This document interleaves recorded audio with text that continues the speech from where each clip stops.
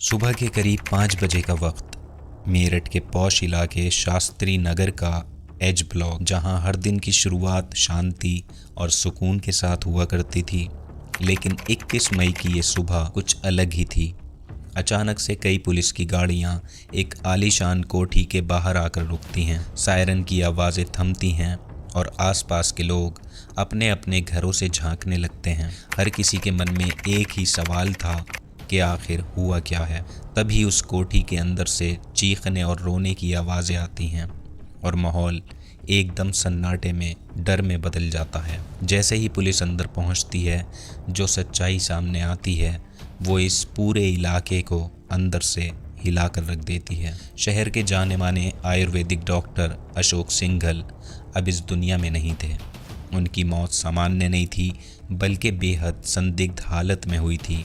उनकी बॉडी उनके ही बेडरूम के फर्श पर खून से लथपथ पड़ी हुई थी। सर पर गहरी चोटों के निशान थे और कमरे में चारों तरफ खून बिखरा हुआ था। ऐसा लग रहा था कि जैसे आखिरी वक्त में भी उन्होंने हमलावर का डटकर सामना किया हो, क्योंकि शरीर बिस्तर पर नहीं बल्कि ज़मीन पर पड़ा था, जिससे साफ था कि संघर्ष ज़रूर हुआ है। पुलिस टीम, फॉरेंसिक एक्सपर्ट और डॉग स्क्वाड फ़ौरन मौके पर पहुंचते हैं। हर कोने की बारीकी से जांच शुरू होती है। बेडरूम के बगल वाले कमरे में अलमारी खुली हुई थी, कपड़े बिखरे पड़े हुए थे और लॉकर भी खुला हुआ था। पहली नज़र में ये मामला चोरी का लग रहा था, लेकिन कुछ बातें इस कहानी को और उलझा रही थीं। सबसे हैरान करने वाली बात ये थी कि उसी के पास बेटे अंकित का कमरा बिल्कुल सही हालत में था। उसे किसी ने छुआ तक नहीं था, जबकि अगर कोई बाहरी चोर आता तो वो हर कमरे को खंगालता।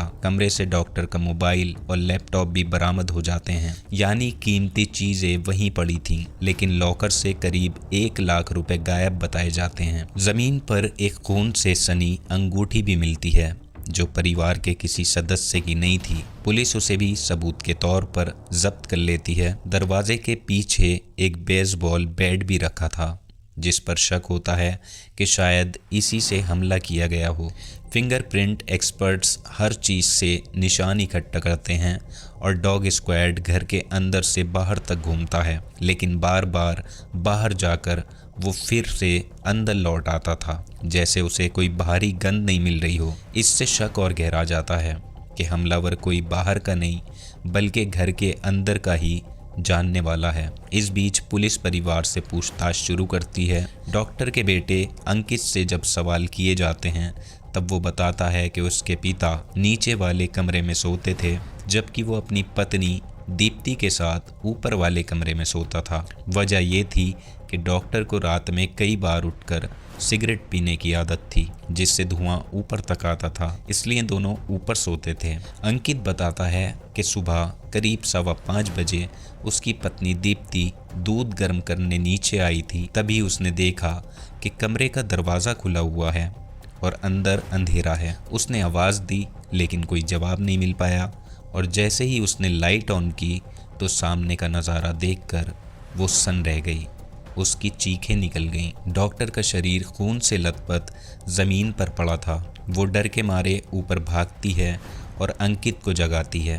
अंकित फ़ौरन ही नीचे आता है और ये सब देखकर वो हिल जाता है। उसने परिवार को फ़ोन किया और फिर पुलिस को फ़ौरन से सूचना दी, लेकिन पूछताछ के दौरान कुछ और चौंकाने वाली बातें सामने आती हैं। अंकित बताता है कि उसके पिता अक्सर ड्राइंग रूम का दरवाज़ा खुला छोड़कर सोते थे, लेकिन उस दिन मुख्य दरवाज़ा बंद था पर लॉक नहीं था। और सबसे बड़ी बात ये थी, किसी ने कोई आवाज़ नहीं सुनी थी, कोई चीख नहीं सुनी थी, जिससे मामला और रहस्यमय हो जाता है। पुलिस को अब ये साफ लगने लगता है कि ये साधारण चोरी नहीं है, बल्कि सोची समझी योजना के तहत की गई एक हत्या है, क्योंकि जिसने भी ये किया वो घर के हर कोने, हर आदत और हर कमज़ोरी को जानता था। पोस्टमार्टम रिपोर्ट में भी पुष्टि होती है कि सर पर ज़ोरदार वार से मौत हुई है और रात समय 10 बजे से 2 बजे के बीच बताया जाता है। पुलिस अब सीसीटीवी फुटेज खंगालती है, लेकिन हैरानी की बात यह थी कि रात भर कोई भी व्यक्ति घर में आता या जाता नजर नहीं आता। ना कोई गाड़ी आई, ना कोई परछाई। अब सबसे बड़ा सवाल यही था कि अगर कोई बाहर नहीं आया तो फिर ये हत्या किसने की। पुलिस का शक धीरे धीरे घर के अंदर ही लोगों पर टिकने लगा और यहीं से इस कहानी में एक ऐसा मोड़ आता है जो रिश्तों के अंदर छुपे कड़वे सच को उजागर करने वाला था। जांच जैसे जैसे आगे बढ़ती गई, हर एक सुराग पुलिस को एक ही दिशा में ले जा रहा था और वो दिशा थी घर के अंदर। पुलिस ने आसपास के लोगों, रिश्तेदारों और आने जाने वालों से पूछताछ शुरू की तो एक नई जानकारी सामने आती है कि एक महिला कभी कभी डॉक्टर अशोक के घर आया करती थी, लेकिन कोई उसे ठीक से पहचान नहीं पा रहा था। इसी बीच पुलिस ने परिवार के सभी मोबाइल नंबरों की सीडीआर निकलवाई और यहीं से कहानी ने एक बड़ा मोड़ लिया। रिकॉर्ड में एक नंबर बार बार सामने आ रहा था जिससे डॉक्टर सबसे ज़्यादा बात किया करते थे। जब उस नंबर की जांच की गई तब पता चलता है कि वो बिजनौर की रहने वाली रीना नाम की महिला का है। पुलिस फौरन बिजनौर पहुंचती है और रीना को भी पूछताछ के लिए लेकर आती है। रीना ने बताया कि वो डॉक्टर की दोस्त थी और उनके साथ काम के सिलसिले में संपर्क में आई थी, लेकिन उसने साफ कहा कि इस घटना से उसका कोई ताल्लुक नहीं है। हालांकि उसने एक ऐसी बात बताई जिसने इस पूरे केस की दिशा बदल दी। उसने बताया कि डॉक्टर और उनके बेटे अंकित के बीच उसके कारण कई बार बहस हो चुकी थी। यानी अब मामला सिर्फ हत्या का नहीं था बल्कि रिश्तों के टकराव का बन चुका था। पुलिस का शक अब और गहरा हो गया और उन्होंने अंकित से दोबारा पूछताछ की। अंकित हर सवाल का जवाब बड़े शांत तरीके से देता रहा और बार बार वो यही कहता रहा कि ये काम चोरों का है, आप बात को समझिए, क्योंकि लॉकर से पैसे गायब थे।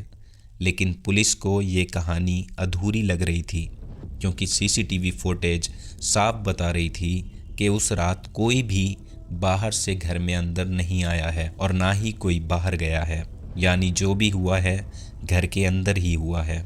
अब पुलिस ने अंकित के मोबाइल की लोकेशन खंगाली और जो सामने आता है उसने पूरे केस को पलट के रख दिया। सुबह करीब 5:15 बजे जिस वक्त अंकित ने कहा था कि वो घर में था, उस वक्त उसका मोबाइल लोकेशन घर से काफ़ी दूर दिखाई दे रहा था। यानी उसने पुलिस से झूठ बोला था। अब पुलिस को पक्का यकीन हो गया था कि अंकित कुछ छुपा रहा है और इसके बाद पुलिस ने सुबह 3 बजे के बाद का सीसीटीवी फुटेज दोबारा चेक किया और इस बार जो दिखा उसने सारी सच्चाई खोल दी। फुटेज में साफ नज़र आया कि अंकित सुबह करीब 4 बजे अपनी कार से घर से बाहर निकलता है और करीब आधे घंटे बाद वो वापस घर आता है। यानी घटना के बाद वो घर से बाहर गया था और इस बात को उसने छुपाया। अब पुलिस के पास शक नहीं बल्कि ठोस सबूत था।